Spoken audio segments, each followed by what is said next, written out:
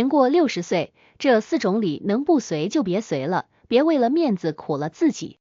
在人生短短几十年中，我们会经历许多事情，所谓人情往来自然也少不了。在年轻一代看来，这种人情往来很多时候都是没有必要的，礼送出去，自己也没落着好。不过中年人大多避免不了这种送礼行为，虽然送礼也是一种学问，但并不是所有人的礼都值得随。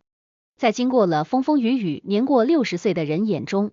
有这4种礼是没必要随的，为了面子随这种礼，最终只会苦了自己。一、不随关系寡淡之人的礼。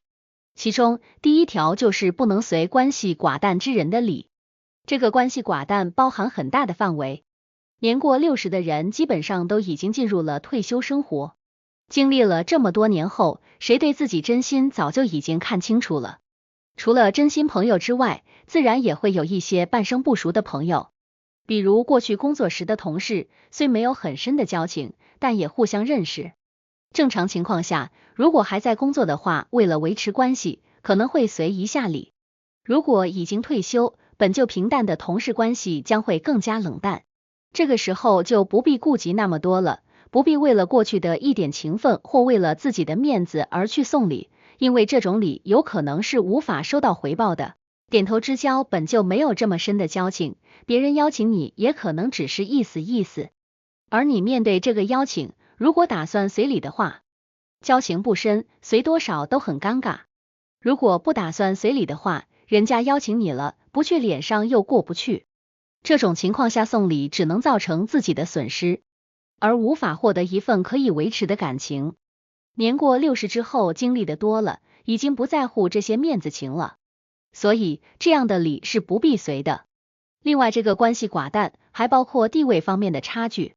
人总是会有一个自己的交际圈，在这个交际圈中，大部分都是跟自己阶层一致的人，但在人际往来中，总会认识一些高于自己阶层的人，比如过去的上司、认识的重要人物等等。这样的人如果在年轻时可以适当送礼，以维持一下关系，给自己多一条路，但年过60之后，这些都已经不再重要了。已经进入退休生活的老人不再需要这种向上爬的关系，地位的悬殊也无法通过这1、2次的礼物而缩小。更有可能的是，你费尽心思送的礼，人家根本看不上，不仅无法维持关系更进一步，反而会让人家对你有不好的观感，或者对你的印象很淡，根本想不起来有你这么个人。所以这种礼物送的毫无意义。在人情往来中，送礼往往都是一种利益的兑换。对地位差距大的人来说，普通人家送的礼根本没有意义，因为在这样的人身上无法获取他所需要的价值。而不像地位悬殊的人送礼也是同样的道理，他无法在你身上获得价值，你同样也无法在他身上获得自己想要的，所以这样的礼物送出去也只是一场空罢了。尤其在年过60之后，对这些都已经看淡。不同层次、不同地位的人之间，就如同关系寡淡的人一样，不再需要频繁的送礼来维持关系。2、不随为了攀比而设的礼。第2种就是为了攀比而设的礼，这种现象在当今社会非常常见。在越加浮躁、快速的社会节奏中，人们很容易沉迷于纸醉金迷，而这也就诞生了所谓的攀比。尤其是在一些中产人家，他们没有积累了几代人的底蕴，又不像普通家庭只顾好当前的日子就好。处于中等水平的人家，往往会通过举办各种盛大的庆典、豪华的聚会来彰显自己的地位，炫耀自己的财富，让别人对自己更加尊崇。这样的宴会是最没有必要随礼的。如果收到这种邀请，你随的礼物价值多少，往往会成为衡量你这个人的标准。在这种宴会中，主人家经常会通过每个人送的礼物来衡量与这个人的关系亲近与否，以及这个人的个人实力。如果是有求于这种人家的话，往往就需要拿出更多的钱财来随礼。不少人为了自己的面子，承担着巨大的经济压力送出礼物，但最终没有得到相应的回报。这种宴会参加多了，自己也会变得更加功利和虚荣，从长远来看是非常不利于自身发展的。不过年过60的人并不需要做这样的事情，就如同上面所说的一样，年过60的人已经看淡了许多，尤其是这种为了炫耀而举办的宴会，很多人根本就不会答应这样的邀请。除了攀比之外，还有一种礼物也是非常不建议大家随的，那就是跟风随大流的礼。这两种往往会被人们归为一类，在这种为了炫富而举办的宴会中，不少人送的礼物除了价格之外，没有其他任何意义。这种情况就很容易出现跟风随大流的现象。别人都送了价值这么高的礼，你也为了合群而送高昂礼物的话，往往只会浪费自己的时间和金钱，得不到任何有意义的回报。同时，在这种宴会中，因为个人阶层的不同，往往会得不到自己应有的尊重。在这样充满着金钱浮华的氛围中，人们都会看碟下菜。作为普通阶层的我们，既无法送出价格超出其他人的礼物，又无法给出他们所需要的价值，执着于参与这种宴会，只会让别人更加看清自己。当出现这种不尊重的情况后，就不需要再维持这段关系了。已经打心底里不尊重你的人，送再多的礼也无法改变他人的看法，也得不到应有的尊重。3. 不随刻意敛财的礼。第三种则是为了刻意敛财的礼，这种礼绝不能送。这样的情况时有发生，不管关系亲近与否，都会有人专门举办宴会，邀请许多人来参加，其目的只是为了圈钱。他们并不是为了真心庆祝某事，只是为了有一个借口来收礼。比如自己家里的宠物过生日，或者仗着别人不了解，时不时就举办一些过寿宴会、生日宴会，这样的宴会根本没有必要参加。如果你一直纵容这种行为，别人只会觉得你好欺负，从而更加得寸进尺、肆无忌惮。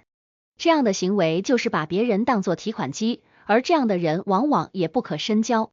他们只在乎你向他们付出的东西，当你富有时，他们会巴巴的贴上来，看似关系亲近，但你一旦落魄了，给不了他们好处了，这些人立刻会消失的无影无踪，根本不会顾及所谓的情谊，只看重利益。哪怕是亲戚也同样如此，一些过于势利的亲戚就会只跟家里有钱的亲戚来往，一些家境一般的亲戚往往不被他们放在眼中，更别说收到他们送来的礼了。与其给这样的人送礼，还不如将钱省下来给自己买点好东西，或是捐赠给社会，让这些钱发挥更有意义的价值。这样的人给他们送礼，往往都是有去无回，因为这种人根本不懂得礼尚往来，他们只在乎到手的利益。所以类似这样为了刻意敛财而举办的宴会，根本不需要随礼。一直纵容只会助长这种唯利是图的风气，给自己增添负担。尤其是人过60之后，随着阅历的增长，对一个人的品行也都有了自己的判断，看清了这些人唯利是图的嘴脸后，便没必要再与其往来了。毕竟自己的钱也不是大风刮来的，每一笔钱都是自己辛苦挣来的，就算要送出去，也应该用在有意义的场合，而不是为了这种只为自己敛财的人。这种人在面对你送的礼时，往往热情洋溢，十分周到，但当你家中有什么大事举办宴会时，他们却从来不会回礼，所以这样的人绝对不可深交。毕竟每个人都不可能一直单方面付出，情感也是需要平衡兑换的。年过60，不少老人也并没有额外的收入来源，靠着退休金来生活。这种情况下还去随这样刻意敛财的礼，只会加重自己的生活负担。我们应该学会将有限的资源和情感投入到更加值得维系的关系中去。结语：这4种礼其实都是毫无价值的，并不能为自己带来任何好处。年过60之后，生活状态和人际交往方面都会有很大变化。过去一些为了面子而维持的关系就不需要再继续了。到了这个年纪，送礼更多的是为了获得情感上的价值，是一种关心的表达。在送礼时，更需要考虑的不再是价格，而是这份礼物所包含的心意以及其中所代表的情感传递，而不再是为了达到某种目的。这个年纪的人经历了许多风雨，对利益早已看开，情感上的需求才是最重要的，所以以上这4种礼根本没必要随。